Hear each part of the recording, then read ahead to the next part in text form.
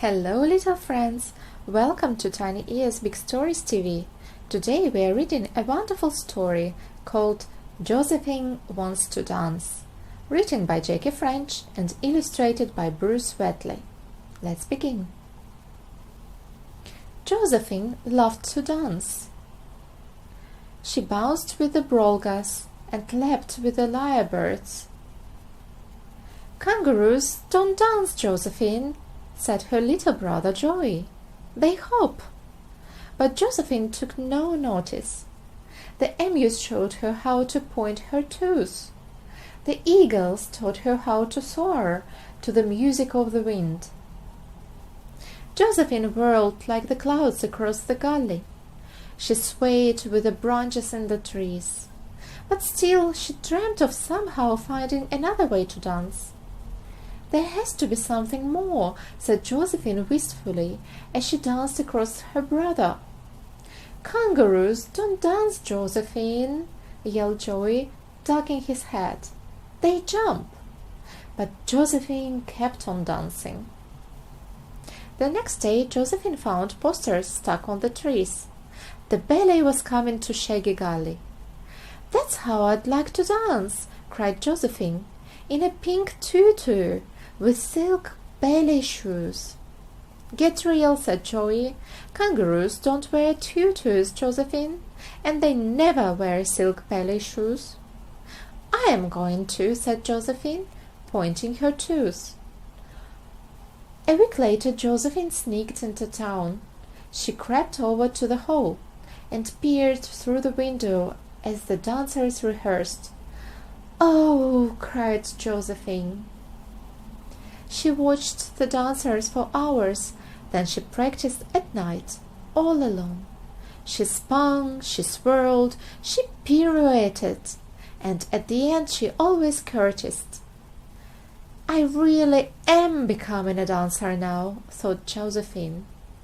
The day of the first performance arrived, but the ballet company was in trouble. "Oh!" shrieked the prima ballerina as she twisted her ankle. "Oh!" sobbed the understudy as she found a splinter in her toe. "Who will dance the lead role?" cried the ballet director. "Who else can leap so high?" Josephine jumped through the window and onto the stage. "A kangaroo!" yelled the dancers. "There is a kangaroo on the stage." Josephine pointed her toes. She tossed her head. She swayed like the lyrebirds at the call to their sweethearts. She soared like an eagle through the sky. "A dancing kangaroo!" everyone cried. "Who ever heard of a dancing kangaroo?" Josephine swirled above the stage like the mist playing with the moon. The director stared at Josephine. Finally she smiled. "Well, this kangaroo can dance, and she knows the lead role, and she can jump higher than any other dancer I've seen." The director took Josephine to the wardrobe department.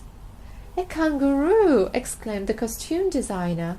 "I can't dress a kangaroo." "Just do your best," the director told him. The costume designer quickly altered a tutu for Josephine. He stretched some ballet shoes too.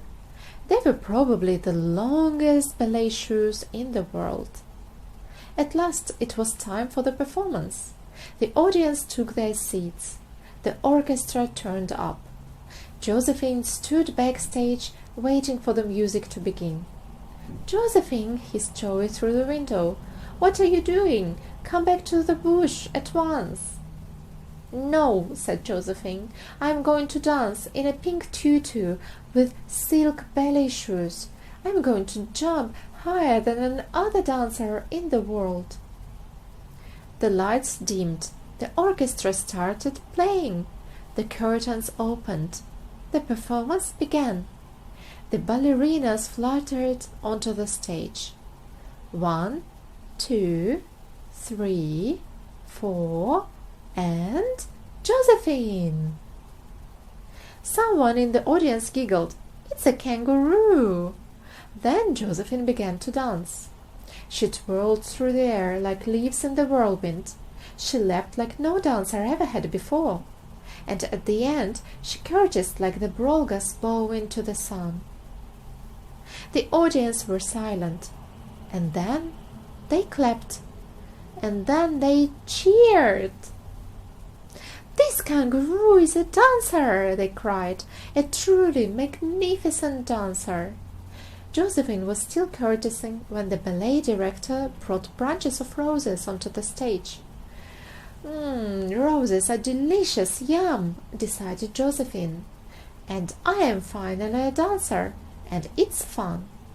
In fact, dancing looked like so much fun that soon all the audience were bounding and bouncing, and prancing and pouncing, bumping and jumping, and leaping and thumping, swishing and swirling, and twirling. But nobody ever danced quite like Josephine. The end. I hope you enjoyed listening to the story. Don't forget to subscribe to Tiny Ears Big Stories TV for more fun stories like this one. See you next time. Bye bye.